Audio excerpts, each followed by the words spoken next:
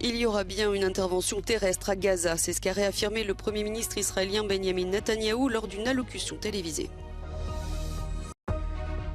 Plusieurs dirigeants européens en mission diplomatique au Moyen-Orient, objectif tenter d'empêcher une escalade militaire du conflit dans la bande de Gaza. Les actes antisémites augmentent en Europe, ce qui inquiète la communauté juive et les autorités européennes.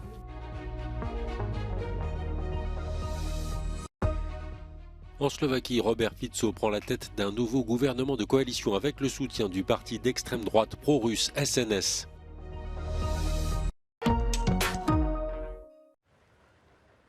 Il y aura bien une opération terrestre à Gaza, c'est ce qu'a réaffirmé le Premier ministre israélien Benjamin Netanyahou ce mercredi en s'adressant au peuple israélien lors d'une allocution télévisée.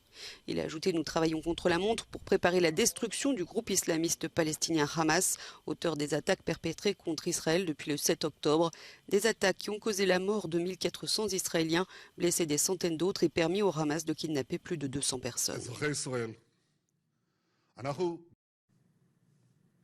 אזרחי ישראל, ה-7 באוקטובר היה יום שחור בתולדותינו.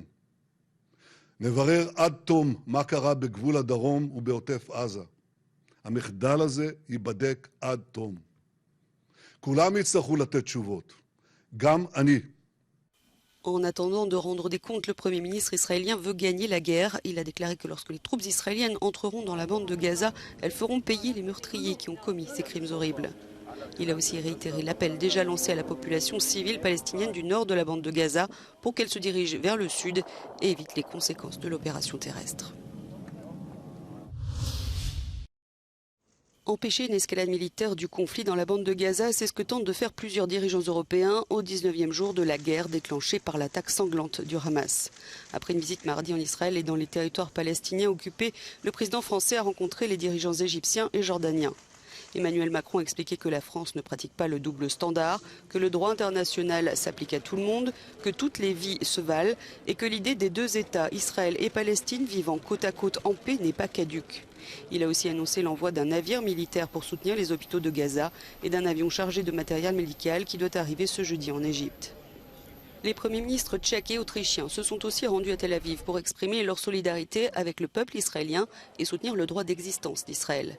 Cette visite vise aussi à coordonner une position commune sur Israël avant la réunion du Conseil européen de ce jeudi à Bruxelles. Celui qui n'entend pas apaiser la situation, c'est le président turc Recep Tayyip Erdogan. Il vient d'annoncer annuler un voyage prévu en Israël. Il a dénoncé l'incapacité des Occidentaux à arrêter la guerre d'Israël contre le Hamas à Gaza, une guerre qu'il qualifie d'inhumaine. Pour certains, ce ne sont que des messages sur un mur. Mais pour d'autres, c'est un signal de peur. Ce graffiti devant un établissement juif est apparu après une manifestation pro-palestinienne dans le quartier européen de Bruxelles.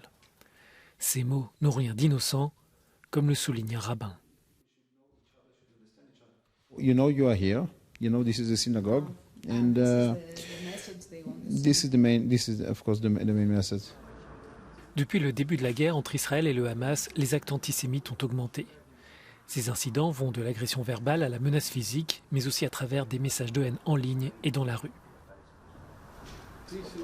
Si la police a renforcé sa protection autour des établissements, la communauté juive en Europe a peur. C'est une peur et des tensions qu'elle n'avait plus connues depuis des décennies. We do get a lot of information, a lot of calls, a lot of emails from Jewish people from Europe, both individuals and institutions, synagogues, schools. People see in the street, they get much more remarks, many more bad looks, hatred looks, and call for death and physical incitements. Euronews s'est rendu dans une synagogue dans le centre de Bruxelles, mais n'a pas filmé l'extérieur du bâtiment pour des raisons de sécurité. De telles mesures ont été renforcées car la communauté juive observe des messages de haine sur tout le continent. This is a school in Germany that you could see marked of graffiti.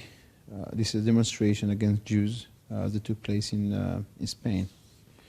This is another graffiti on a Jewish house, which remind us the Kristallnacht, where unfortunately people broke windows of synagogues. Chacun essaye donc de protéger sa famille. There are many people now who secure their doors, install cameras, they change the windows, they try to have bulletproof windows, they try to have fireproof doors, and yet many people know it is not enough. Les réseaux sociaux sont les principaux vecteurs de ces messages de haine. Le rabbin appelle à davantage de contrôle des contenus et à une meilleure sensibilisation à la lutte contre le racisme. La Commission européenne s'inquiète de la prolifération de ces discours et de ces actes haineux qui visent les communautés juives et musulmanes en Europe. Leur protection est la priorité à l'heure actuelle.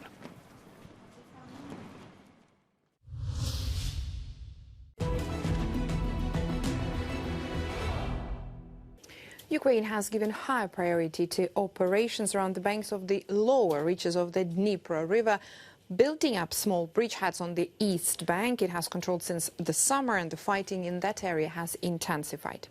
According to the latest assessment by the UK Defence Ministry, Russia has likely been alerted to the possibility of attacks across the river since it withdrew its forces from the western bank 12 months ago. Some of the Russian units previously in the area were diverted to the Orikhiv axis to the east. The Institute for the Study of War says Russian news bloggers claim that Ukrainian forces continue transporting small groups of personnel across the Dnipro River in boats at various points. They also say that Ukrainian forces still control part of Krynki and maintain positions near the Antonivsky Road and rail bridges. According to Russian news bloggers, Ukrainian forces have transferred reserves to the islands in the Dnipro River Delta and are attempting to break through to Poima, which is about 10 kilometers southeast of Kherson city, and Pishanivka, about 14 kilometers east of Kherson city. The Russian Ministry of Defense claims that Ukrainian forces' attempts to capture positions on the east bank were unsuccessful. The UK Defence Ministry notes, as in most sectors, a decisive factor is almost certainly the combatants' ability to bring accurate, intense artillery fire to bear. Initial indications suggest that Russia has maintained a significant artillery capability within range of the river.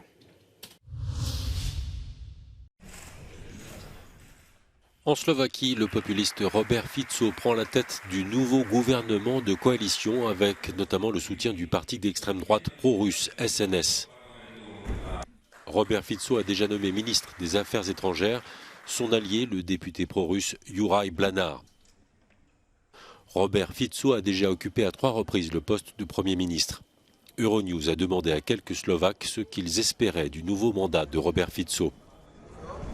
What we expect economically from the upcoming years is nothing good, so hopefully it won't be that bad as it seems at the moment, demographically speaking as well, so hopefully not too many young, educated people will leave this country, and hopefully there will be no backlash in terms of human rights as well. We have no money after war in Ukraine and after COVID. But maybe we will have a more stable government and maybe less anger. I hope so. Certains des ministres du nouveau gouvernement étaient déjà membres du cabinet de Robert Fico en 2018. Le double meurtre d'un journaliste d'investigation et de sa compagne avait suscité une vague de manifestations qui avait provoqué la chute du gouvernement. 5,5 évvel ezelőtti lemondásakor kevesen gondolták, hogy Robert Fico valaha még szlovák kormányfő lesz. A régiói miniszterelnök szeretett volna minél előbb kormányt alakítani, hogy az eheti uniós csúcson már ő képviselhesse Szlovákiát. Robert Fico a következő években az európai politika egyik kulcsfigurája lehet, hiszen a lengyel kormányváltás után sok ügyben ő lesz Orbán Viktor magyar miniszterelnök egyetlen európai szövetségese. Magyar Attila, Euronews, Pozsony. Aux États-Unis, la Chambre des représentants a enfin un nouveau président. Après 22 jours de blocage, 4 candidatures républicaines avortées, c'est le conservateur Mike Johnson, un autre fervent partisan de l'ex-président Donald Trump, qui a été élu mercredi. Avocat et militant pour les valeurs traditionnelles, âgé de 51 ans, il a appuyé les tentatives juridiques d'inverser les résultats de la présidentielle de 2020, mais il a réussi à obtenir 220 voix lors du vote. Le tout nouveau speaker a promis que le premier texte qu'il soumettrait à la Chambre des représentants serait sur Israël en guerre contre le Hamas.